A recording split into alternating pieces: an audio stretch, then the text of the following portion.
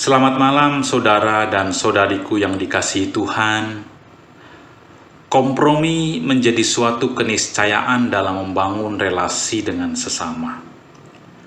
Namun sebatas apa kompromi boleh dilakukan? Dan apa pegangannya agar kita tidak kebablasan? Orang Kristen dipanggil untuk hidup menjadi garam dan terang dunia, dan tidak menjadi serupa dengan dunia ini. Tetapi di sisi lain, sebagai orang yang hidup dalam dunia ini, ia harus membangun relasi dengan sesama dan menjadi bagian dari anggota masyarakat plural yang menganut berbagai nilai, budaya, kepercayaan, dan falsafah hidup.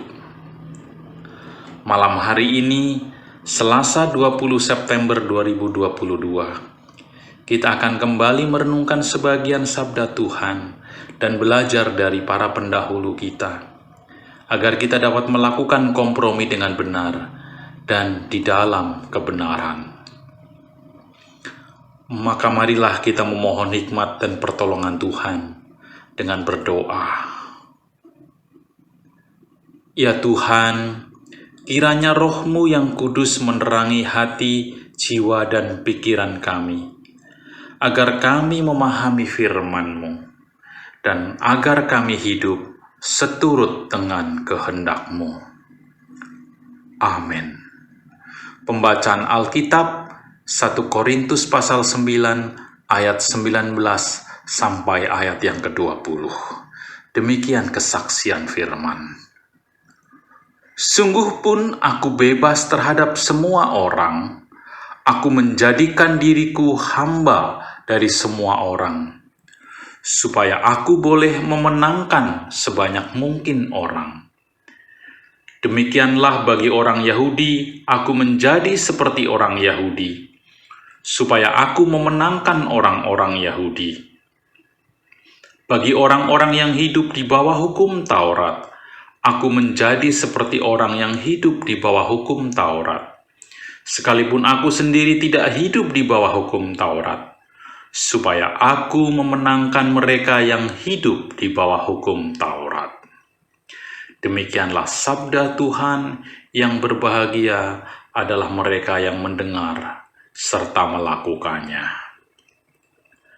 Saudara-saudariku yang dikasihi Tuhan, membaca perikop tadi, sepintas Paulus seperti orang pelin-pelan, ikut saja dengan arus orang-orang yang dia jumpai dalam pelayanannya.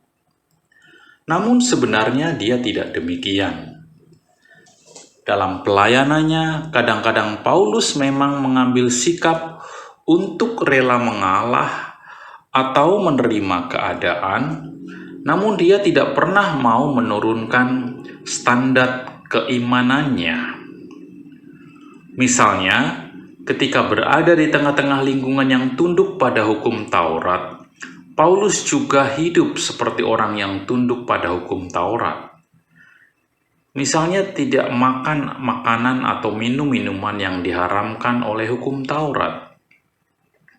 Tetapi Paulus sendiri melakukan demikian bukan karena ia merasa menjadi bagian dari orang Yahudi yang tunduk kepada hukum Taurat, tetapi ia melakukannya sebagai orang yang bebas, yakni sebagai orang yang sudah dimerdekakan oleh Kristus.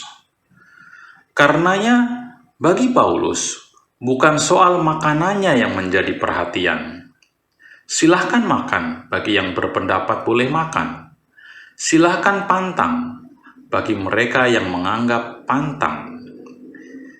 Yang penting bagi Paulus adalah sikapnya terhadap makanan, yakni tidak serakah dan tidak pesta pora yang berlebihan. Juga, jangan menjadikan makanan sebagai alasan untuk merasa paling suci dan paling benar, hanya karena dia pantang makan, atau sebaliknya, hanya karena ia mau memakan. Contoh lainnya, meskipun Paulus sendiri bersunat, sama seperti orang Yahudi lainnya, Tetapi ia tidak mengecam mereka yang tidak bersunat, karena Paulus percaya bukan soal sunat atau tidak sunat secara fisik yang penting, tetapi yang terutama adalah soal sunat hati dari segala rasa dengki dan iri hati terhadap sesama. Bagaimana Paulus bisa sampai pada titik kedewasaan iman semacam itu? Landasan dasar dari pikiran dan tindakan Paulus adalah keyakinan sebagai orang merdeka yang sudah dibebaskan oleh pengampunan dan penebusan Kristus.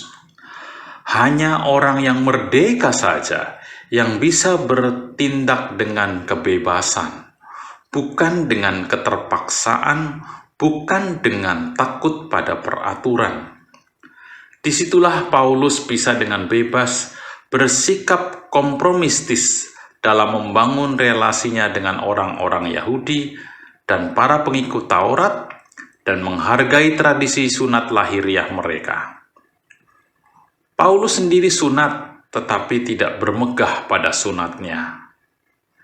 Pada saat yang sama, Paulus juga bisa membangun sikap kompromistis dengan kalangan atau golongan non-Yahudi yang tidak menganut sunat lahiriah, karena bagi mereka sunat rohani lebih utama.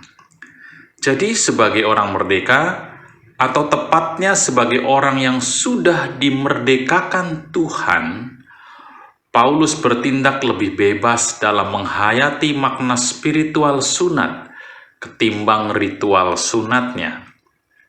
Lebih bebas menghayati makna spiritual terkait makanan dan minuman ketimbang soal pantang atau tidak pantang makan dan minum.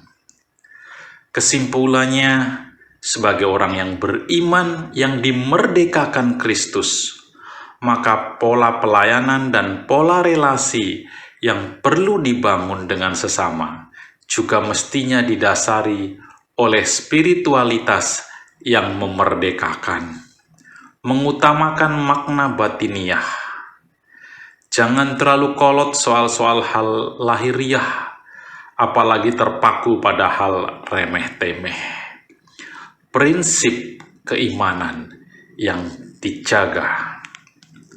Landasan kedua yang menjadi dasar Paulus adalah adanya strategi dan tujuan yang jelas. Dalam ayat 19 dikatakan,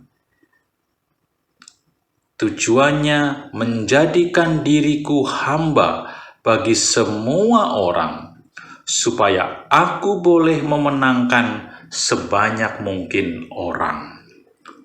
Orang yang beriman dan punya spiritualitas tinggi justru nampak dari sikapnya yang rendah hati atau mau menjadi hamba bagi orang lain.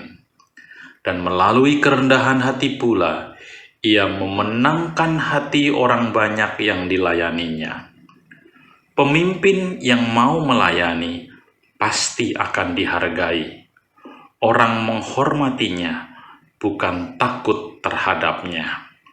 Pemimpin yang meletakkan pelayanan sebagai prinsip dan strategi kepemimpinan akan menang tanpa ngasorake, memenangkan hati orang tanpa merendahkannya. Semoga kita semua memperoleh hikmat Tuhan dan bimbingan Roh Kudus dalam membangun relasi dengan sesama dan dunia di sekitar kita, agar kita bisa berkompromi tanpa mengorbankan prinsip-prinsip iman kita. Amin. Saudara-saudari, marilah kembali kita berdoa. Ya Tuhan, kami bersyukur atas berkat pengampunan-Mu yang menjadikan kami orang-orang merdeka. Kiranya Engkau berkenan menolong kami, agar kami setia kepada firman-Mu. Berilah kami hati yang bijak, agar relasi yang kami bangun dengan sesama dan dengan dunia di sekeliling kami tetap berjalan dalam terang jalan-Mu, supaya dengan demikian hanya nama Tuhan yang dipermuliakan. Kami berdoa bagi bangsa dan negara kami, kiranya damai dan sejahtera tercurah atas bangsa kami. Kami memohon lindungilah kami sepanjang kami beristirahat malam ini, agar esok pagi kami boleh menyambut terbitnya fajar dengan penuh pengharapan. Ampunilah segala kesalahan dan dosa kami ya Tuhan. Dalam pengasihan-Mu kami memohon. Amin. Selamat malam, selamat beristirahat. Tuhan menyertai.